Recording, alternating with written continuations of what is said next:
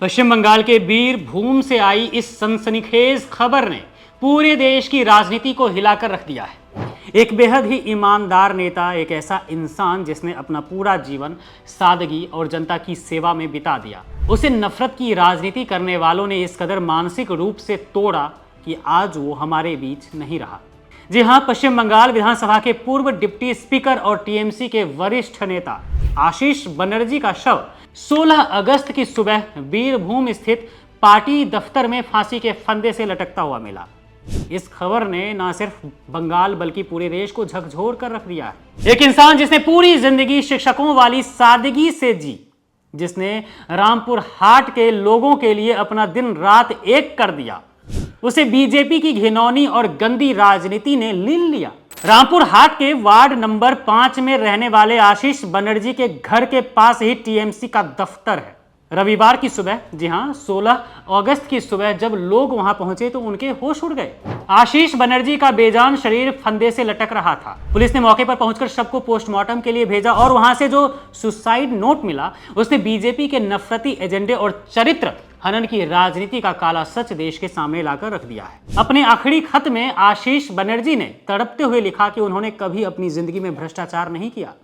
उन्होंने एक एक शब्द में अपना दर्द बयां करते हुए लिखा कि रेत के टेंडर, प्लान पास करने, एनओसी देने या चेकों से जुड़े मामलों में उनकी कोई भूमिका कभी भी नहीं थी।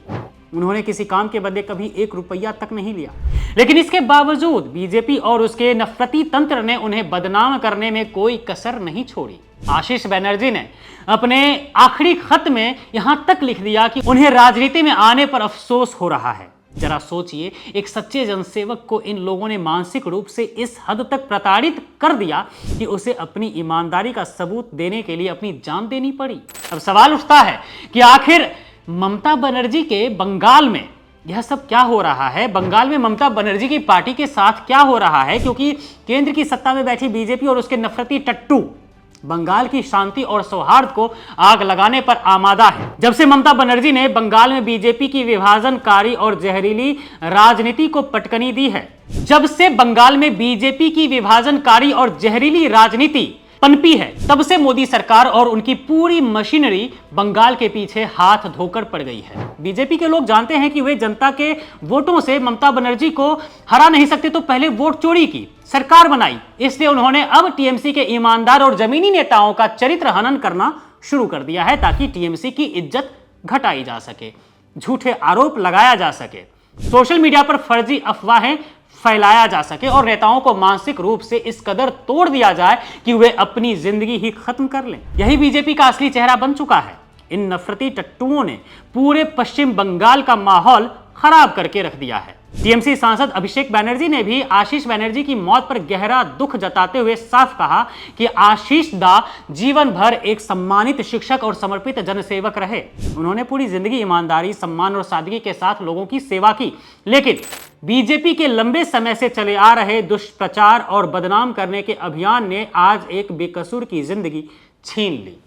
मोदी सरकार के इशारे पर जिस तरह से बंगाल को अस्थिर करने का खेल खेला जा रहा है और जिस तरह से एक एक करके नेताओं को निशाना बनाया जा रहा है, टीएमसी के नेताओं को, उसने आज पूरे देश को सोचने पर मजबूर कर दिया है। कभी अभिषेक बनर्जी पर अंडे फेंके जाते हैं, ईंटें फेंकी जाती है, कभी ममता बनर्जी के खिलाफ होता है, तो अब आशीष बनर्जी। आखिर राजनीतिक फायदे के लिए किसी की जान से खेलना कहां तक जायज है? बीजेपी की इस घटिया और नफरती राजनीति की वजह से आज बंगाल ने अपना एक सच्चा और ईमानदार बेटा खो दिया है, और इसके लिए सीधे तौर पर बीजेपी का वो नफरती एजेंडा जिम्मेदार है जो लगातार बंगाल की अस्मिता पर हमला कर रहा है।